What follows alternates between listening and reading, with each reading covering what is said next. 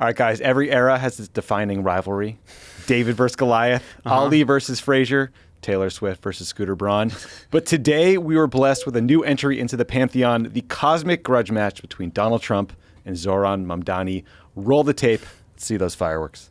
We agree on a lot more than I would have thought. I want him to do a great job, and we'll help him do a great job. He wants to see no crime. He wants to see housing being built. He wants to see rents coming down, all things that I agree with. I expect to be helping him, not hurting him. A big help. I think this mayor can do some things that are going to be really great. I think you really have a chance to make it great. Guys, what happened here? Trap. Total love fest. I wish there was, what do you think? Showdown with socialism. That was the huge chyron on Fox and the lead up to this. Showdown with socialism. It's so funny because when I saw, we were earlier today, I was like, what time is this meeting? Because I thought we might end up being in this room. And I had this feeling that I was like, I think we're going to get a twist. I really did think we're going to twist. I can't believe how much. It's interesting. I wouldn't have guessed. I was leaning away from fireworks and more just like boring. I did not anticipate like the love fest from Trump to Mamdani. Yeah, I think what I realized in hindsight is it was in both of their interests because Zohran has an interest on behalf of New York City and Donald Trump has an interest in great television, and both would lead to having as cordial a meeting as humanly possible. And to your point, Trump said as much. He was like, we have the most important, powerful, he's like, we have the most influential people in the world in this room. None of them care, but now all the press are here for you because he likes Zohran. But like he literally said he said, I feel very confident he can do a good job. I think he's going to surprise some conservative people, actually, and some very liberal people he won't surprise because they already like him. He was asked if he'd feel comfortable living in New York with Mamdani as mayor, and Trump said yes, especially after the meeting. We agree on more than I would have thought. Paging Bill Ackman, right? Jonathan Martin tweeted, Trump likes a winner. He sort of predicted this. Like Trump likes people who are perceived as winners, and I do think that's true. I also think Zohran's message, when heard just unfiltered by Fox or anything else to Trump, is going to sound unobjectionable, right? Because he's going to say like, yes, I believe in public safety. He doesn't have a hammer and sickle in his yeah, bag. exactly. And Right, yeah. I want to bring the rents down, and I want it to be more affordable. Right. So like he's going to say things that don't seem objectionable because it's not filtered through the like crazy caricature of like this is he's going to institute Sharia law. Yeah, there's also two other things. One, Donald Trump is from New York, but Manhattan high society has always been kind of a thorn in his side. They didn't really welcome him. There's a lot of the people, they're like the Upper East Side Brahmins, like those are the people that didn't like Zohran. So they have a lot of the same villains. The other part of it too is there have been all these reports about how charmed New York's elite have been, or people that were skeptical have been when they finally get to meet him. But those people have ideological commitments. Like they have actual policy preferences and concerns about how he'll be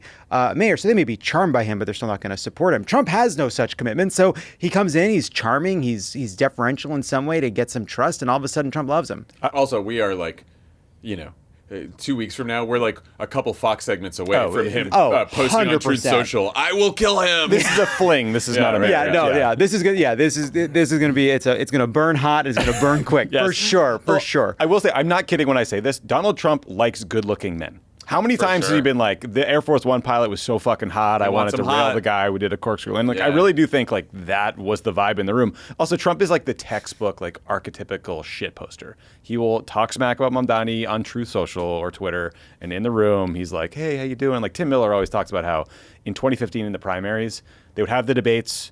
It would be like 900 people, Republicans on the stage. Trump would be dunking on all of them, and then he'd walk over during the commercial break and be like, hey, Jeb, how's your wife? How are the kids? I mean, remember, like Kamala Harris just wrote that in her book when he called her, not the night of the election, but he called her one other time. I forget. Maybe it was when Biden dropped out. And I'm only 60 days in, so. Yeah, right. And was like so nice to her. After the assassination attempt. Right. And she called him, and he's like, oh, you're too nice to me. I'm going to have to stop saying mean things about you in public. Yeah, he's easy. It's like, look, little like flattery, little what, like you guys. I mean, he's a long road ahead of him, but like, he's got to deliver for the state. But my God, like, can you imagine a better kind of validation in these early days for Republicans, New York Post readers, rich people that weren't sure about Mamdani? I do think this is like just a genuinely good thing. And I think there are people that have been critical of Mamdani for keeping on the Eric Adams Police Commission. I'm sure there'll be people that are viewing this as some kind of capitulation. But why? Because they don't like cops? Because they don't like local police. For sure. To love it. But when Trump said he was going to send troops into San Francisco, he gets on the phone with the mayor. The mayor has a lot of credibility in the early days of what he's done on public safety, and he backs off. Like, those personal relationships genuinely matter, and the fact that this meeting went so well, I do think means that there could actually be a phone call that happens before Trump does certain things that might actually genuinely result in something better, at least as long as this sort of whatever détente can hold for a bit. But yeah, to your point, something bad on Fox News, we're off to the races. It also it reminds me of the one non-authoritarian right-wing world leader that he seems to have a decent relationship with, Claudia Sheinbaum in Mexico. It's like she's a sort of a leftist populist. Yep. Like there's some overlap there where he has a little respect for some like tough people on the left. Yeah. Yeah. He admires strength.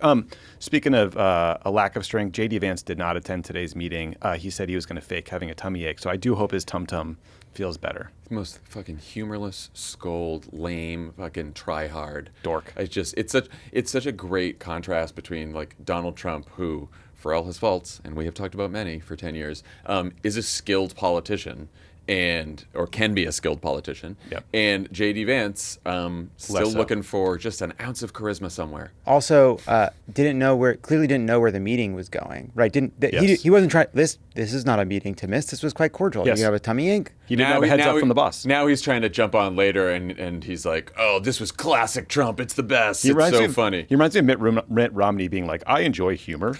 Humor is fun. Yeah, look, so in the past, Trump called Mamdani 100% communist lunatic, my little communist mayor. He suggested Mamdani might be in the country illegally and was open to deporting him. He said he might arrest Mamdani if New York prevented ICE from harassing New Yorkers. He threatened to pull funding from New York. We got none of that today. And for his part, Mamdani was asked about calling Trump a fascist and a despot in the past. Let's watch that. He asked about your comment calling the president a fascist, and your answer was, both President Trump and I have been clear about our positions and our views. Mm-hmm. Are you affirming that you think President Trump is a fascist? I've spoken about... That's okay. You can just say yes. Okay.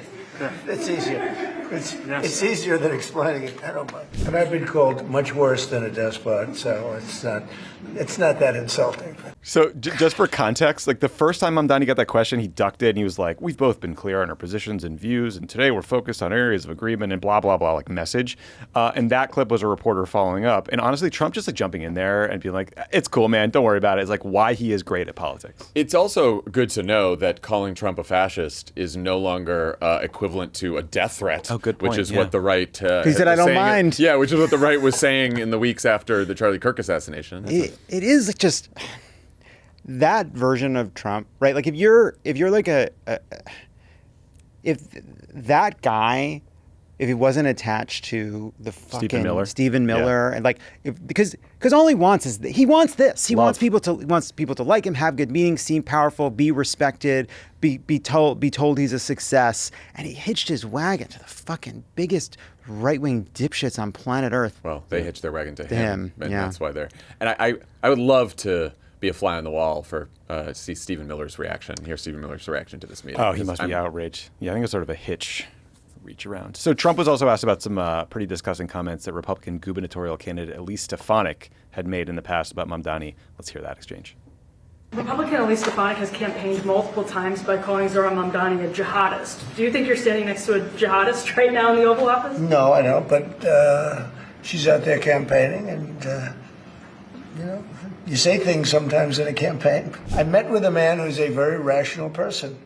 I met with a man who really wants to see New York be great again. And I can say again, because New York was great. Did he just call him NAGA? It's like, yeah. So it's so interesting, right? Because he undercuts Stefanik, who's running for governor in New York State, and then is like pretty honest. Like he kind of gives up the game. He's like, look, people say shit they don't believe during campaigns. It's a very honest answer. Yeah, He was close to sort of giving up the whole game of his entire career, which is just like, well, he was just campaigning. You go out there and you say shit, and that's not real. It's also so fun because Elise Stefanik, because the House majority is so slim, she gives up a leadership role to become, was it UN? What was the job? Doesn't get it. Now she says she's going to run for governor of New York. She's way behind Hochul, who's like all of a sudden like more popular. And then Trump just undercuts you from the Oval. It's a beautiful thing. Beautiful thing. It's also funny to me, at least, that Ahmed al-Shara was in the Oval Office like 2 weeks ago, like an actual former Al-Qaeda member. But anyway. So we're lucky you didn't confuse him for him. Well, yes, we don't know that yet. Maybe we'll get a readout from the meeting. So Mamdani was relentlessly on message. He took almost every single question back to costs and affordability. Here's, I think, my favorite example. President, you say you love New York City. Mr. Mamdani, does New York City love President Trump? New York City loves a future that is affordable. And I can tell you that there were more New Yorkers who voted for President Trump in the most recent presidential election because of that focus on cost of living. And I'm looking forward to working together to deliver on that affordability agenda. I got a lot of votes.